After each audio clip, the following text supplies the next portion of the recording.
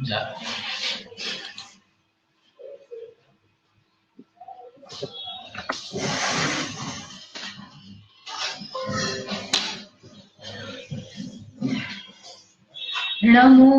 अरिहन्ताणं नमो सिद्धाणं नमो आयुर्याणं नमो वज्रायाणं नमो लोये सर्वसाहुणम् मोक्षमार्गस्य नेतारं भेत्तारं कर्मभूभृतां ज्ञातारं विश्वतत्त्वानां वन्दे तद्गुणलब्धये। तत्वार सूत्र ग्रंथ आचार्य उमा स्वामी द्वारा रचित है। इसमें पहला अध्याय है जिसमें जीव तत्व का वर्णन किया है।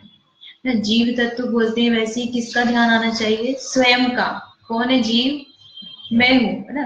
जीव तत्व बोलते हैं तो हमको लगता है कि ठीक है जीव है कोई तो, लेकिन जैसे ही जीव बोला तो उसका अपना रिलेशन किसके साथ बनना चाहिए? स्वयं के साथ बनना चाहिए। जो 7 तत्व हमने समझे तो वहां पर जीव तत्व में जीव द्रव्य को नहीं लिया है। जीव तत्व को मतलब क्या लिया? स्वयं का आत्मा, जिसके सुख दुख से मुझे प्रयोजन वह जीव मैं स्वयं हूँ। अन्य सुखी दुखी हो तो उसके सुख दुख से मुझे प्रयोजन है क्या? वह सुखी होगा, पत्नी सुखी होगी तो मैं सुखी हो जाऊंगा क्या? नहीं होगा। तो यहाँ पर जो अपन जीव तत्व की चर्चा करते हैं वो कौन सा होता है? मेरा स्वयं का आत्मा। तो अन्य की आत्मा क्या हो गई? जीव हुई कि अजीव हुई? जीव द्रव्य है, लेकिन मेरे लिए कौन सा तत्व हो गई? अजीव तत्व। अपन बोलते ना प्रयोजन भूत तत्व, जिनसे मेरा प्रयोजन है, उससे मैं सुखी होऊंगा उनको जान करके। तो जब हम जीव तत्व बोलते हैं तो उसमें क्या लेना? मेरा स्वयं का आत्मा। तो उस जीव आदि जो 7 तत्व है उनके जानने के उपाय वो अपन समझ रहे हैं। तो कौन कौन से उपाय बताए? पहले 4 उपाय बताए, नाम, स्थापना, द्रव्य और भाव। ये 4 निक्षेप बताए थे, है ना। उसके बाद में प्रमाण और नय, इनसे भी हम इन 7 तत्वों को जान सकते हैं। अन्य पदार्थों को जान सकते हैं कि नहीं जान सकते हैं? अन्य को भी जान सकते हैं, है ना। प्रमाण और नय से हम लौकिक चीजें जानते हैं कि नहीं जानते? नय का मतलब क्या होता है? रोहित बताओ। हाँ, एक देश ग्रहण करना मतलब कोई शक्कर है तो वो मीठी है, कठोर है, ये सब कुछ। जैसे कि अर्चना भाभी है, मैंने उनको कहा भाभी। नेहा दीदी, उनको क्या बोलते हैं? दीदी। और अर्चेश क्या बोलता है? मम्मी। आप क्या बोलोगे? मेरी पत्नी है। तो अर्चना दीदी तो अगर हम प्रमाण से जानेंगे तो उनको सब जानेंगे, वो दीदी भी है, मम्मी भी है, पत्नी भी है और माँ भी है, किसी की बेटी भी है। तो ये सारी चीजें जब हम एक साथ जानते हैं वो ज्ञान क्या हो गया? प्रमाण ज्ञान। और जब हम एक चीज को मुख्य कर जान रहे हैं तो वह क्या हो गया? नय ज्ञान, कि ये मेरी माँ है, ऐसा हमने कहा। तो पत्नी है कि नहीं है? है, लेकिन हमने उस समय मुख्य किसका किया? कि यह माँ है।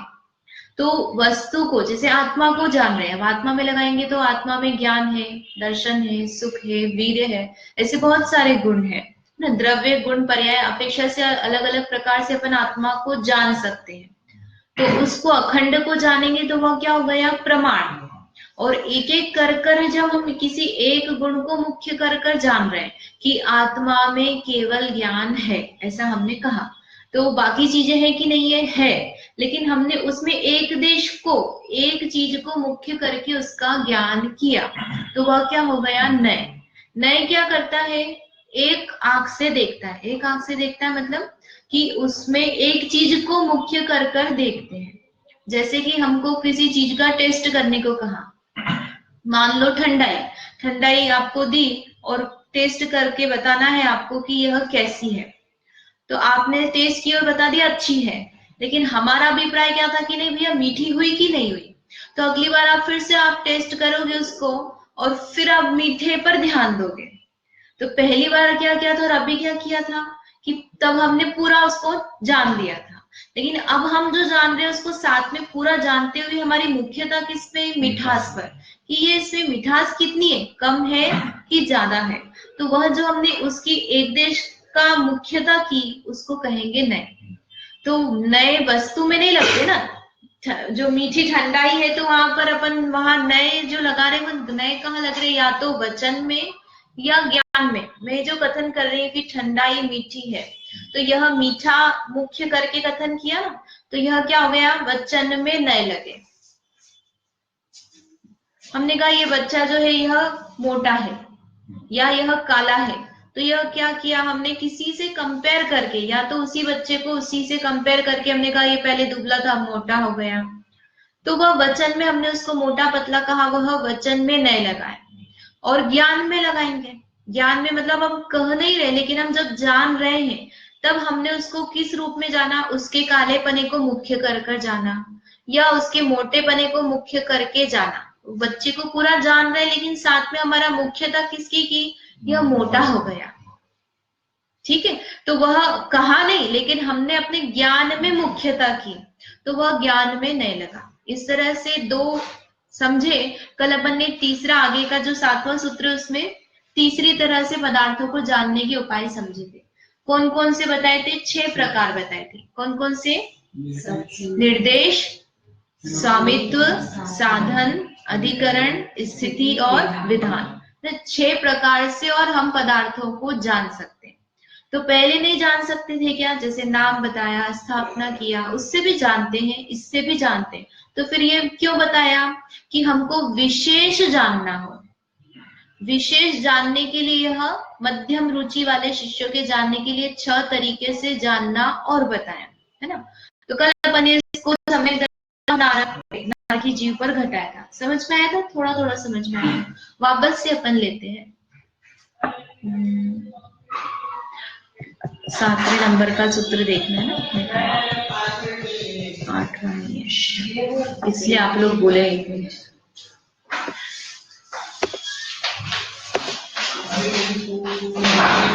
तो निर्देश का मतलब क्या है, स्वरूप बताना, डेफिनेशन। जो भी पदार्थ है तो वह क्या है, क्या उसको हम किस तरह से बताएंगे, क्या स्वरूप है, वह हो गया निर्देश। जैसे कि हम सम्यक दर्शन का लिया था, 7 तत्वों का श्रद्धांत सम्यक दर्शन है। अब सम्यक चारित्र को बताना होगा तो हम क्या कहेंगे, पढ़ा नहीं अभी 6 डाला में पढ़ा कि नहीं।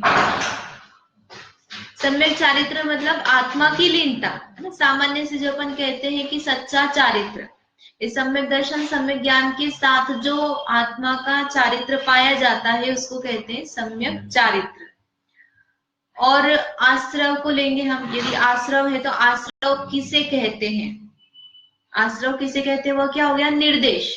किसका, ये 7 तत्वों पे घटाना है ना अपने को, 7 तत्वों को इन 6 तरीके से जानना है।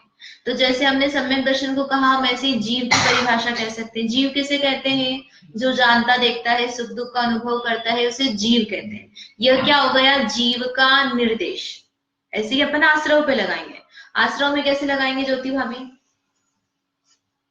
आश्रव किसे कहते हैं, कर्मों के आने को द्रव्य आश्रव, और जीव में राग द्वेष भावों की उत्पत्ति होना उसे भाव आश्रव।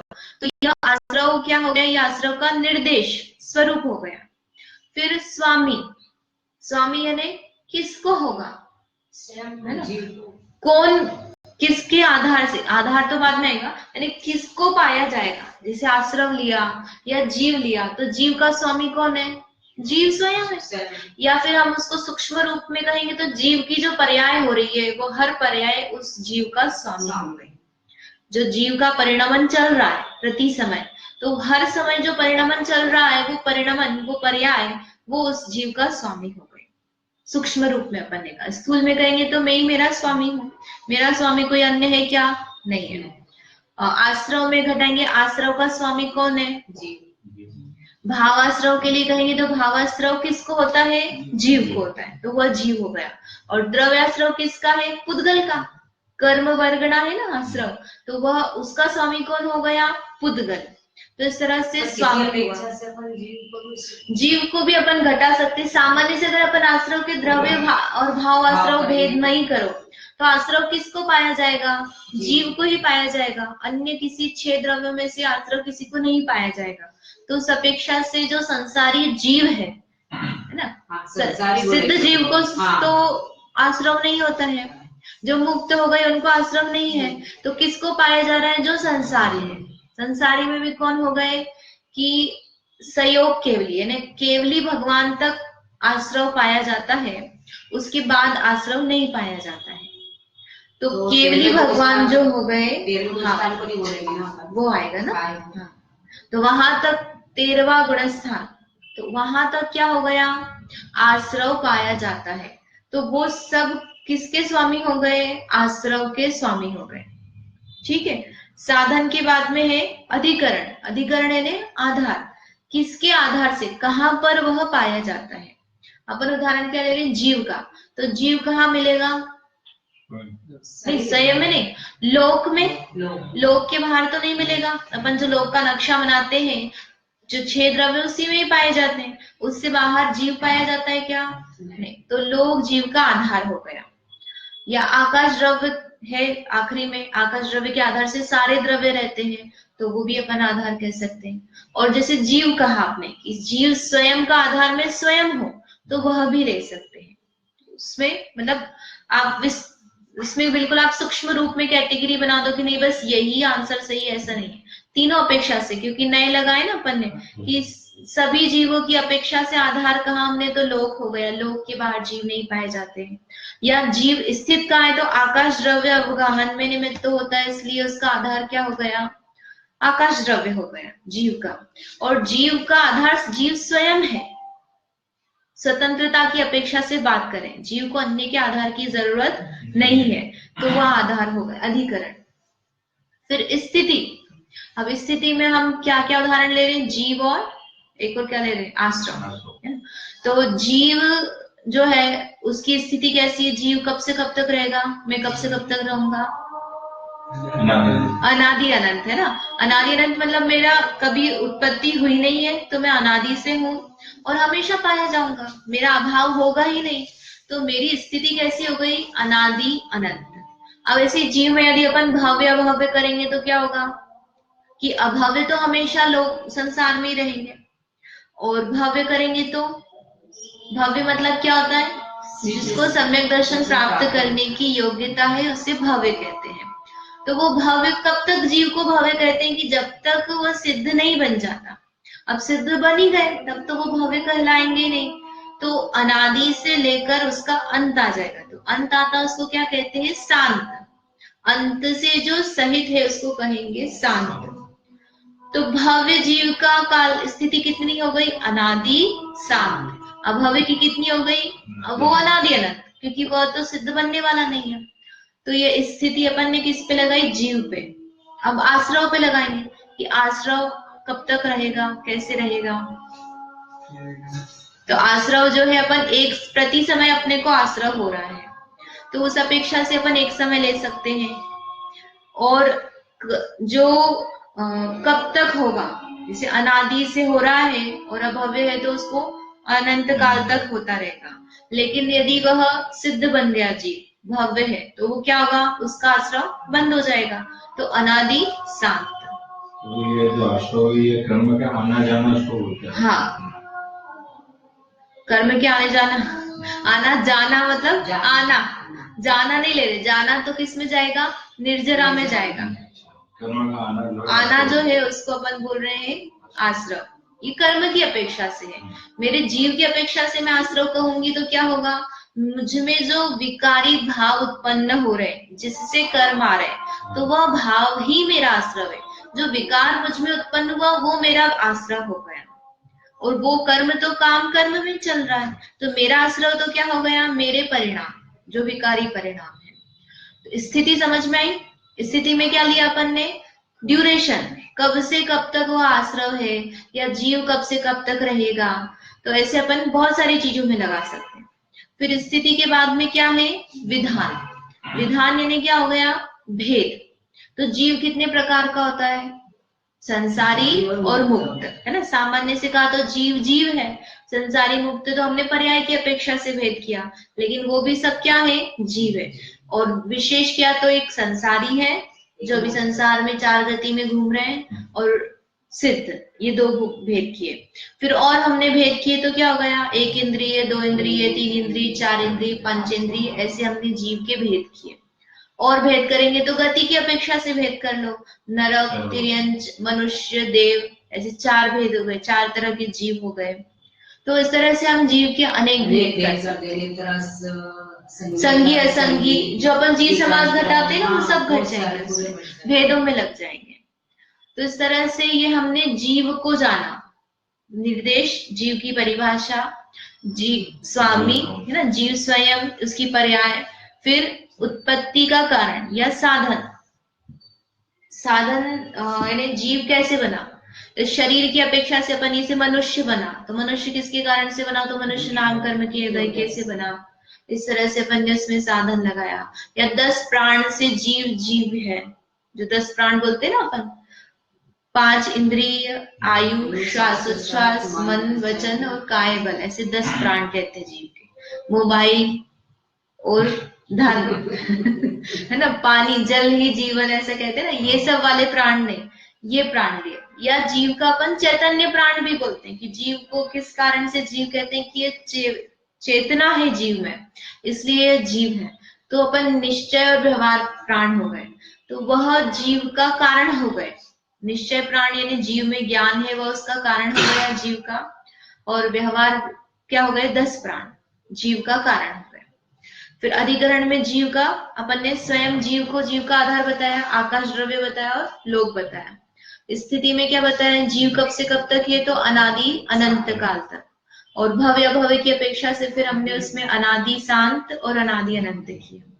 और विधान, तो जीव संसारी मुक्त, 1 2 3 4 इंद्रिय, गति की अपेक्षा, इस तरह से हमने बहुत सारे जीव के भेद किए। तो अब हम जीव को नए और प्रमाण से जाने, तो हम उसको बहुत विशेष नहीं जान पाते, तो इनके निमित्त से हमने कैटेगरी बना ली, और उसी पदार्थ को हमने अलग अलग तरीके से जाना। ठीक है, आया समझ में? नहीं हुआ, ये भी नए ही हुआ, मतलब वस्तु तो अभी अखंड है, अब हम उस वस्तु को अलग अलग तरीके से जान रहे हैं, तो वो हुआ तो एक्चुअल में नए, लेकिन हमको लगाना कैसे है, कैसे हम जाने उसको। बोल दिया कि वस्तु को, एक देश को जानना नए है, तो वो नए में भी हम किस पॉइंट से देख करके उसको जाने।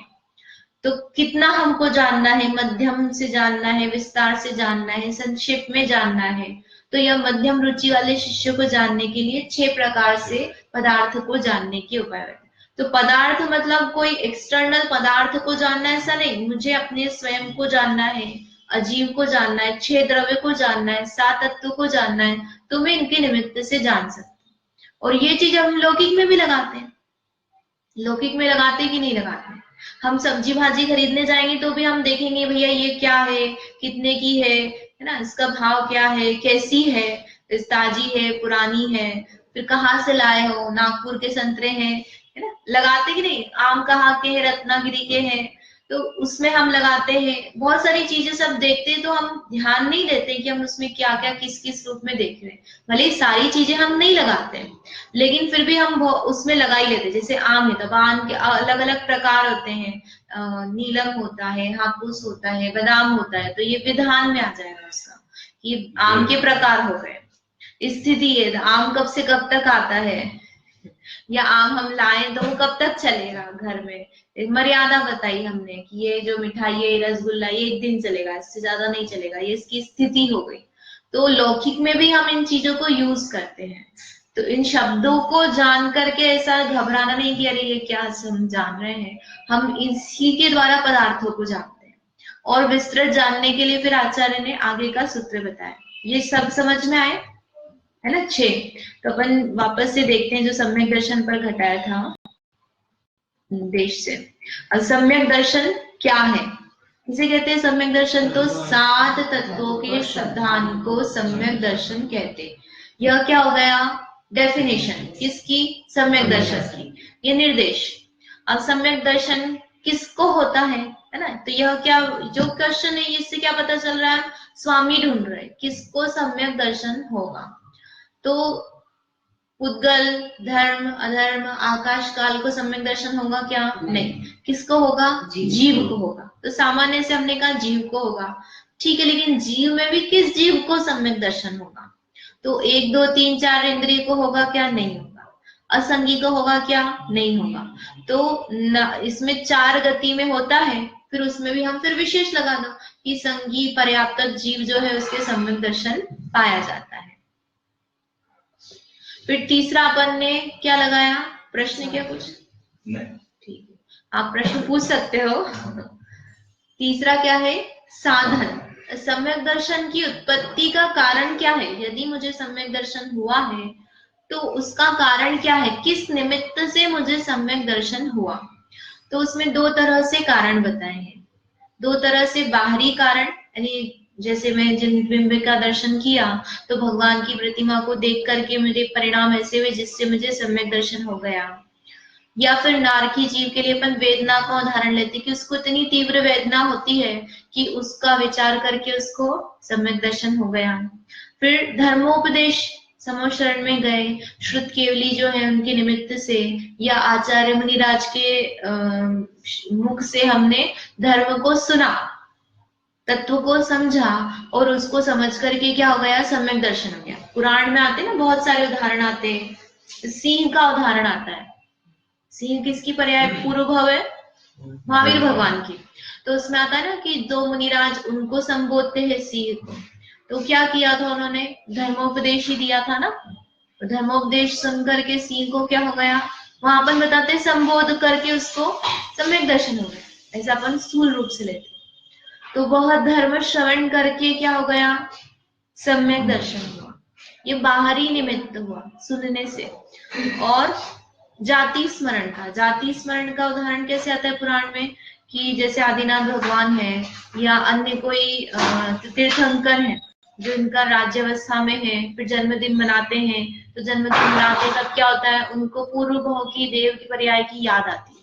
कह रहे मैं जब देव था तब भी मैं इतने ही ठाट बाट से रहता था और उस समय भी मेरा इतने उत्साह से सब सभा आदि चलती थी।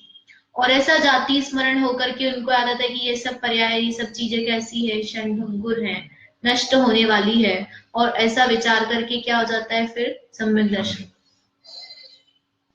ये पुराण में हम पढ़ेंगे तो अब ध्यान रहेगा कि ये देखो यहाँ पर क्या बताया? जाति स्मरण बताया। जाति स्मरण यानी कि उनको पूर्व की कुछ स्मृति आ जाती है, पूरा भाव नहीं याद आता है। फ्लैशबैक बोलते हैं ना, फ्लैशबैक समझते क्या होता है? मेन जो इवेंट है अपने जीवन की वो याद आती है। तो हमें जैसे हमारी बचपन पूरा नहीं याद होता है, लेकिन कुछ कुछ चीजें हमको याद होती है कि हम यहाँ पर जाते थे, पेड़ होता था इमली का, उस पर हम पत्थर फेंकते थे हमारे भाई के साथ और फिर वो इमली तोड़ते थे और घूमते रहते थे। तो छोटी छोटी हमको उसकी मेमोरी होती है। तो जैसे जाति स्मरण में भी क्या होता है कि जो मुख्य या कुछ जो घटना होती है वो उनको याद आ जाती है, स्मृति है। तो वसंतर कितना है कि इस भाव की नहीं होकर पूर्व भाव की है। तो वो जाति स्मरण होकर के भी क्या होता है? सम्यक दर्शन हो जाता है। जैसे देवों के लिए बताते हैं, देव अवधि ज्ञान लगाते हैं, फिर पूर्व में कहाँ थे, कहाँ से आए, और इस तरह से विचार करके उनको सम्यक दर्शन हो जाता है। तो यह क्या हो गया? बाह्य निमित्त। बाह्य यानी बाहरी चीजों के निमित्त से सम्यक दर्शन की उत्पत्ति का साधन बताया कि हम देव दर्शन क्यों करते हैं? ये कारण है, सम्यक दर्शन की उत्पत्ति का कारण है कि जिन बिंब दर्शन करने से सम्यक दर्शन होता है। जिन बिंब का दर्शन ही नहीं करते, मंदिर ही नहीं जाते, तो सम्यक दर्शन एक निमित्त तो हमने हटा ही दिया। अब मंदिर नहीं जाएंगे तो धर्मोपदेश तो घर में सुनने नहीं मिलेगा, तो वो भी हमारा चला गया। तो 2 तो वैसे ही चले गए। अब जाति स्मरण और वेदना, ये तो रेयर ही केस है। तो हमारे इस मनुष्य भाव में जो सम्यक दर्शन के निमित्त के बाहरी साधन थे वो तो हमने हटा दिए, अगर हम देव दर्शन और धर्म श्रवण नहीं कर रहे हैं। तो ये 2 मुख्य कारण है अभी हमारे वर्तमान में जीवन में सम्यक दर्शन की उत्पत्ति में निमित्त बनने वाले। तो ये बाहरी हुए। और बाहरी के अलावा अंतरंग में क्या होगा कि धर्म श्रवण तो सभी करते हैं।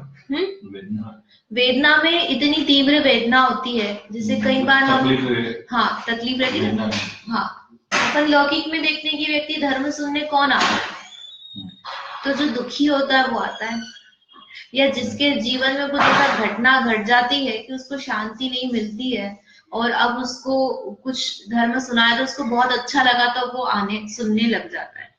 लौकिक में अपन देखें तो पुण्यात्मा जीवों के पास में टाइम नहीं होता सोचने के लिए कि सम्यक दर्शन प्राप्त करूं, मंदिर जाऊं, ऐसा उसको बहुत ज्यादा रुचि नहीं होती है। सामान्य से जीव के जीवन में कुछ ऐसा घटनाक्रम प्रतिकूलता आती है तो वह धर्म की ओर उन्मुख होता है, किस लिए? शांति प्राप्त करने के लिए। तो इसी तरह से जो वेदना इतनी तीव्र हो जाती है जीव को, तो उस समय उसको अपने शरीर और आत्मा से भिन्नता भासित होती है, जो उसने पूर्व का सुना हुआ है वो सब भासित होकर के उसको फिर सम्यक दर्शन की प्राप्ति होती है।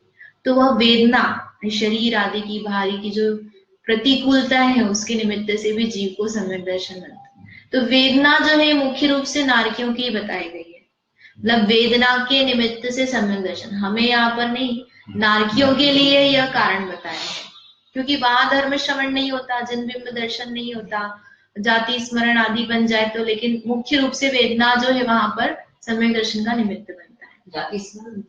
जाति स्मरण का देखना पड़ेगा कि होता है कि नहीं, पर बन सकता है, मुझे ऐसा लगता है। पढ़ने में नहीं आया, पर जाति स्मरण में देखना पड़ेगा कैसा है उसका, लेकिन वेदना तो है। तो ये चार बाहरी निमित्त हुए। अब अभ्यंतर निमित्त क्या बताए हैं? दर्शन मोहिनी का क्षय उपशम और क्षयोक्षम। इसका मतलब क्या हुआ कि बाहर में धर्म श्रवण आप सभी कर रहे हो, लेकिन सम्यक दर्शन सभी को होगा या क्या? नहीं हुआ। तो किसको होगा? कि सुनने के बाद जिसने तत्व निर्णय किया है ना, और तत्व निर्णय कर जो ध्यान करने बैठा, अपने परिणामों को विशुद्ध किया, तो विशुद्ध करते हुए उस समय उसके कर्म अपने आप क्या हो गए? उपशम हो गए, क्षय हो गए, तो उस जीव को सम्यक दर्शन हुआ। तो वास्तव में तो अपन उसको सम्यक दर्शन हुआ कब कहेंगे? जब उसके कर्म आदि का अभाव हुआ, उपशम आदि हुआ, तब उसको अपन सम्यक दर्शन कहेंगे। उपशम यानी कि जैसे मिथ्यात्व के कारण से अभी हमको सम्यक दर्शन नहीं है ना, मेरी जो उल्टी मान्यता चल रही है, तो जब वह उल्टी मान्यता का उदय नहीं होगा, वो जिस कर्म से मेरी उल्टी मान्यता बन रही है, उस कर्म का उदय जब नहीं होगा तब मुझे मिथ्यात्व नहीं होगा। तो उस समय जब मिथ्यात्व नहीं, तब हम क्या कहेंगे? सम्यक्त्व है, श्रद्धान हमारा सच्चा है। तो वो जो विपरीत श्रद्धान है उसके लिए कर्म होता है मिथ्यात्व, दर्शन मोहिनी कर्म बोलते हैं। उसके होते हैं 3 भेद, मिथ्यात्व, सम्यक मिथ्यात्व और सम्यक। आगे आएगा तभी सामान्य से समझते। तो 3 कर्म के उदय से जो जीव है उसके अलग अलग परिणाम बनते हैं।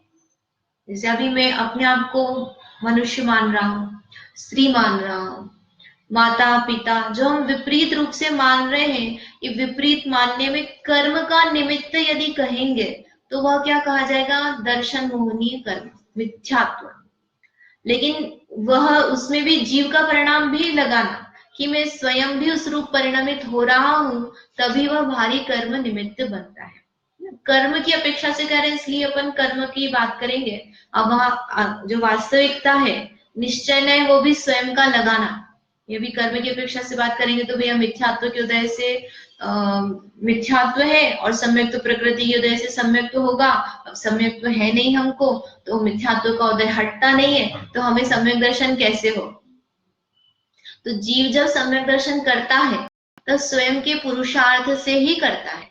मिथ्यात्व का उदय तो सभी को चल रहा है, जिसको सम्यक दर्शन होगा उसको भी अभी क्या चल रहा है? मिथ्यात्व का उदय चल रहा है। लेकिन वह क्या करता है? बैठ करके विचार करता है, निर्णय करता है, मैं कौन हूँ, क्या स्वरूप है। फिर वैसी विशुद्धि बढ़ते बढ़ते उसको अपनी आत्मा का अनुभवन होता है। तो जिस समय उसको अपनी आत्मा का अनुभवन हुआ, उस समय हम कर्म की अपेक्षा से क्या कहेंगे? कि इसके ये कर्म उपशम हो गया, यानी इसका उदय नहीं है, क्षय हो गया यानी खत्म हो गया। तो इनमें से कोई सी अवस्था बनेगी, तो ये कर्म की अपेक्षा से हमने बाहरी कारण बताया कि जब जीव को कर्म की ऐसी अवस्था बनेगी तब यहाँ पर सम्यक दर्शन है ना। सम्यक दर्शन में जीव का स्वयं का परिणमन हो रहा है, लेकिन हमने 2 तरह से बताया है ना। बाहर में तो निमित्त बताया कि धर्म श्रवण किया तो सम्यक दर्शन हुआ, जिनबिंब दर्शन किया तो सम्यक दर्शन हुआ, और कर्म की अपेक्षा से बताया तो जब दर्शन होने का उपशम क्षयादि होगा तब जीव को सम्यक दर्शन होगा। तो ये बाहरी रूप से कारण क्या बना, अगर कर्म का उपशम क्षयादि नहीं बनेगा तो जीव को सम्यक दर्शन नहीं होगा। एक कर्म की अपेक्षा से हम बता रहे, कारण की अपेक्षा से। लेकिन जीव यदि परिणाम कर रहा है तो अपने आप बाहर में कर्म में वैसी अवस्था बनेगी। ठीक है, तो साधन मतलब क्या, समझ में आया? साधन यानी जो निमित्त, उसके कार्य में होने में जो बाहरी चीजें निमित्त बन रही है वो सब साधन हो गए। तो आश्रव कैसे होता है, अब हम आश्रव पे घटाएं। आश्रव कैसे होता है?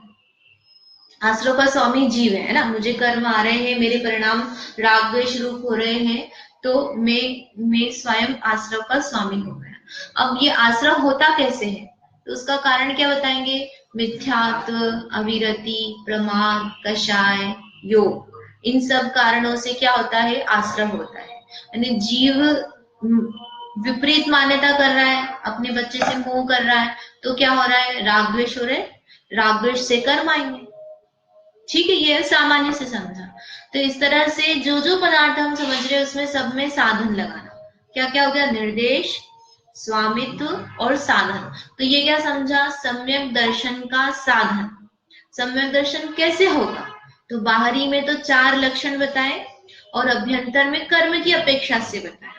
और निश्चय से यदि वास्तव में जीव को सम्यक दर्शन हो रहा है तो कैसा रहा? स्वयं की योग्यता से जीव स्वयं अपने भेद विज्ञान से सम्यक दर्शन प्राप्त करे। अब अधिकरण, अधिकरण यानी आधार। तो सम्यक दर्शन का आधार क्या है? किसके आधार से सम्यक दर्शन होगा? तो जीव को ही होगा। पुद्गल, धर्म, अधर्म, आकाश काल को सम्यक दर्शन होगा क्या? नहीं होगा। तो उस सम्यक दर्शन का आधार क्या हो गया? जीव हो गया। ठीक है, तो ये जो अंतरंग लिखा है यहाँ पर, है ना, 2 लिखे ना, बाह्य और अंतरंग। तो अंतरंग में क्या लिखा है? जिस पदार्थ में सम्यक दर्शन पाया जाता है। सम्यक दर्शन किसको पाया जा रहा है? जीव को। तो वह जीव आधार हो गया, अधिकरण हो गया। तो सम्यक दर्शन जिसको पाया जा रहा है वही होगा, हर कोई जीव नहीं होगा, है ना। जो सम्यक दृष्टि जीव होगा वही सम्यक दर्शन का आधार बनेगा। ठीक, अब बाहरी आधार कहेंगे तो सम्यक दर्शन सहित जो जीव है, यानी कौन हो गए? सम्यक दृष्टि। अब सम्यक दृष्टि जीव कहाँ कहाँ पाए जाते हैं, किसके आधार से पाए जाते हैं, ये बहिरंग मिलेंगे। तो इसमें क्या बताया? लोक का क्षेत्र जहां सम्यक दर्शन पाया जाता है ना, लोक का क्षेत्र, लोक का क्षेत्र, लोक का नक्शा बताया ना, इसमें अपन लोक का ऐसे जो बनाते हैं मृदंग के आकार का, और उसमें फिर बीच में एक लंबी सी त्रस नाड़ी बनाते हैं। इसमें नक्शा नहीं है मेरे पास, सिर्फ पहन देना, सिर्फ अंदर का। हाँ, ये तो है।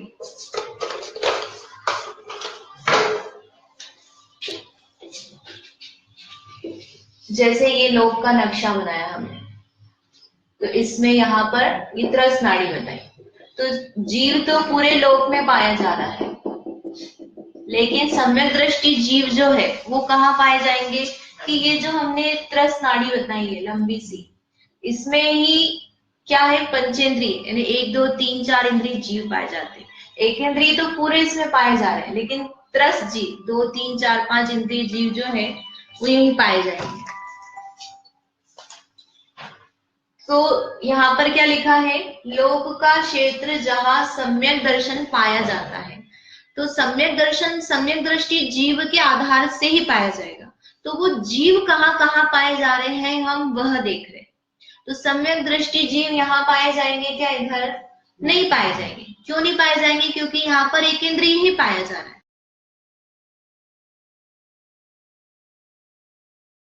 है ना। कौन बताया अपन ने?